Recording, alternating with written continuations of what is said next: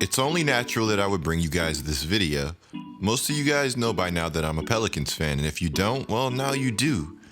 Zion Williamson is one of the most hyped prospects that we've ever seen. A 6'6", 6'7", nearly 300-pound beast. With Williamson, we've seen his comparisons range anywhere from Charles Barkley to Blake Griffin. And I mean, even LeBron James. In terms of hype, in terms of production, and in terms of what Zion has the potential to do, I think that's a truly special comparison. Because there aren't too many people that get compared to one of the best players to ever play the game of basketball. Naturally, you can only imagine the type of expectations that come with comparisons like this. In an earlier video, I talked about LeBron James and his scouting report, and how hype was an actual weakness for LeBron James. They had never seen somebody with the type of hype that LeBron James had. You see, this type of hype, everybody's not built for this. It takes a certain type of player, a certain type of personality to go out and attack this hype head on. Not only go out and attack it, but to conquer it also. We saw it with LeBron James, and I mean, boy did we ever. He changed the game. And we might be looking at somebody that could change it again. This is a video that I'm entirely too excited to be making. This video, we're going to be discussing what we learned from Zion Williamson's NBA regular season debut with the New Orleans Pelicans. But before we go any further, guys, be sure to subscribe and turn on notifications. You will not want to miss another GETLIKECOOP video. And that's facts. I'm trying to get to 200,000 subscribers so I can go full time and bring you guys daily content. So be sure to subscribe and turn on notifications. I'm not only trying to become the best, but I'm also trying to become your favorite NBA YouTuber.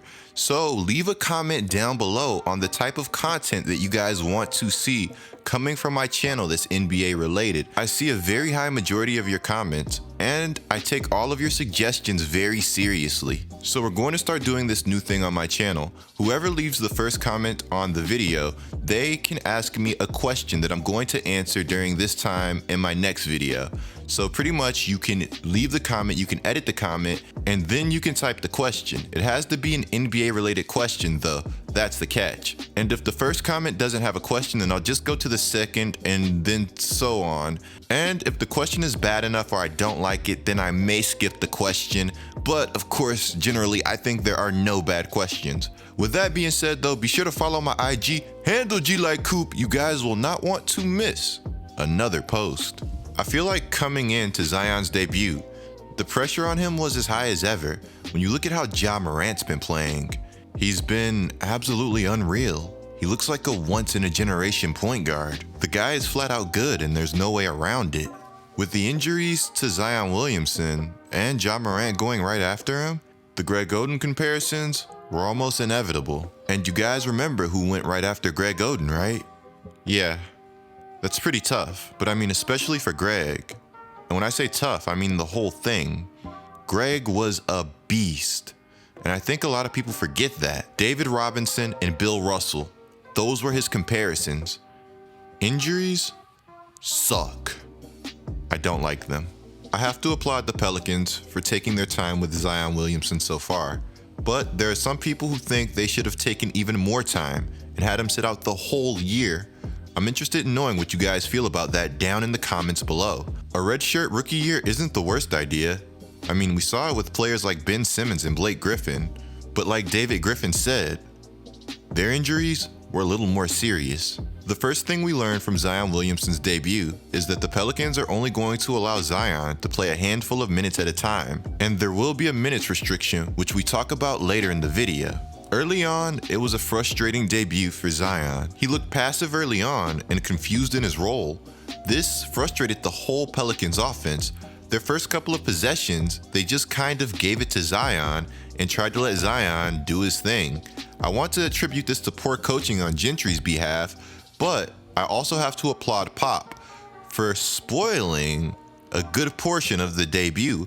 early on, Pop was rotating defenders to double Zion. Pop had defenders relentlessly helping with no regard for their man. I had never seen anything like this before, considering Zion had never scored an NBA regular season basket. If you guys saw this happen before with rookies in their debut game, let me know, because it would surely surprise me to see any other NBA rookie in their debut defended like Pop defended Zion Williamson. Pop is a very smart guy. He obviously saw what Zion did in the preseason, how historic and how dominant he was. Pop does not skip on scouting. He's a division rival of the New Orleans Pelicans, and I'm sure he knew that with every Zion Williamson basket, the momentum would be ridiculous, and it was. So while it felt like Pop's game plan was to spoil the debut of Zion, that wasn't the case. He wanted to win, and he knows the Pelicans are in that 8 seed hunt also. Regardless of the double teams, it was easy to tell that early on Zion Williamson is going to have the Yanis effect,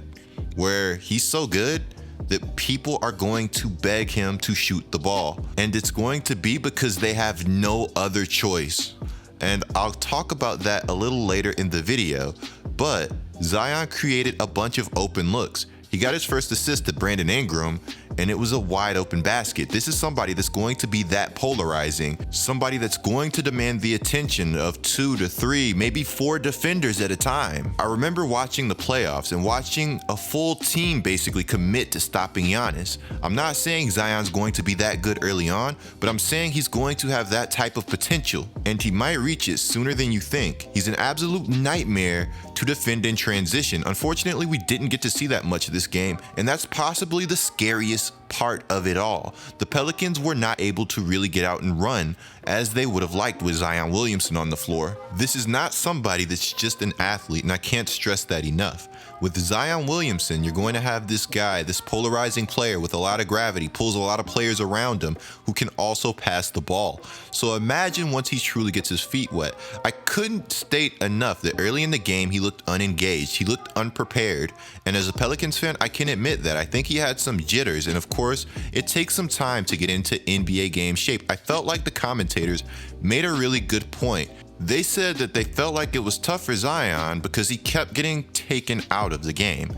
And if you keep getting taken out of the game, it's really hard to get a rhythm. It's really hard to get a feel. You're going to get discouraged at times knowing that you have to come out so fast. I don't think that I'm interested in hearing Mark Jackson do another Pelicans game though. He comes with a lot of bias against the Pelicans for whatever reason. You could say Rich Paul, you could say whatever. I just noticed that I don't like a lot of the comments that he tends to make. And I'm a pretty open guy when it comes to commentators. Let me know your favorite down in the comments below. Early in the game, the Pelicans missed an abnormal amount of shots, and I felt like it kind of carried on a majority of the game. This is a team that shoots the ball pretty well, and I wouldn't count on the misses continuing. One thing that does worry me a little as a Pelicans fan is how does Brandon Ingram mesh with Zion Williamson? Early in the preseason, I noticed that Ingram was kind of forcing the issue. Of course, Ingram hadn't played basketball in a really long time, but when Zion was healthy, I don't think the two had a game together where they both played very well. Of course, it's such a small sample size, and I honestly think that their games complement each other. You have Zion, the ultimate finisher, the ultimate passer, the ultimate pace guy, and then you have Brandon Ingram, this all-world scorer with 50, 40, 90 potential. At times, Ingram looks like a young KD, and then you compare Ingram and what he's doing now to what other 22-year-olds have done, and you can truly see how special this guy is and how special this duo can truly become for the New Orleans Pelicans going forward. Of course, I love Lonzo Ball. Zoe has a perfect and natural fit into this lineup, and I also love Jackson Hayes, who has the potential to be the biggest steal of the 2019 NBA draft. The Pelicans experimented with Zion as a small ball 5. I'll tell you right now, with where the NBA is going, this has ridiculous potential. But the Pelicans have to tighten up on defense because I'm not sure Zion Williamson is going to be a 3, 4, or however many blocks a game type player. What he will be though is somebody that can give you a few blocks a game, if not relied on to be the 5. And he's also somebody that can give you the ultimate chess piece. You can put this guy all over the floor. He can guard the pick and roll. He can play in the pick and roll. And I wanted to see Gentry do more of that early on in the game. Get Zion in the pick and roll instead of giving him those touches on the block, because it's harder to double somebody out of a pick and roll situation than it is if you just give them the ball on the block and tell them to go to work. When Zion Williamson got hot, he was scorching. Absolutely phenomenal display from 3 for Zion Williamson, somebody whose biggest knock coming into the NBA draft was, is this guy going to be able to knock down jump shots consistently? 17 points in a 3 to 4 minute stretch. We saw some of the most devastating potential we will ever see.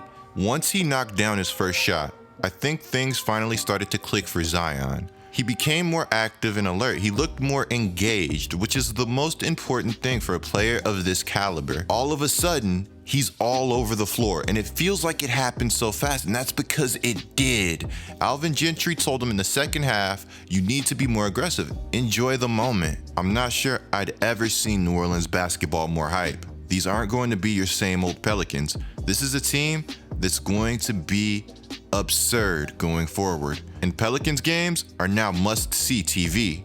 When I told you guys Lob City might be returning in my video, I meant it. I can't stress enough that the Spurs won because of the minutes restriction Zion was placed on. A lot of people think it was Gentry's fault, when the truth is Gentry would have liked to leave Zion in the game. A player that hot, you think Gentry wants to take him out? While the medical staff is looking out for Zion's best interest, it's tough. Because Zion said, "Coach, I can win the game for this team. Leave me in." 22 points, 7 rebounds, 3 assists, 18 minutes. Historic debut, and he's just getting started. Be sure to click the video on the screen right now, guys. It's me going over what makes Ja Morant so elite. Be sure to subscribe, turn noties on. I'm GETLIKECOOP, and I'm out.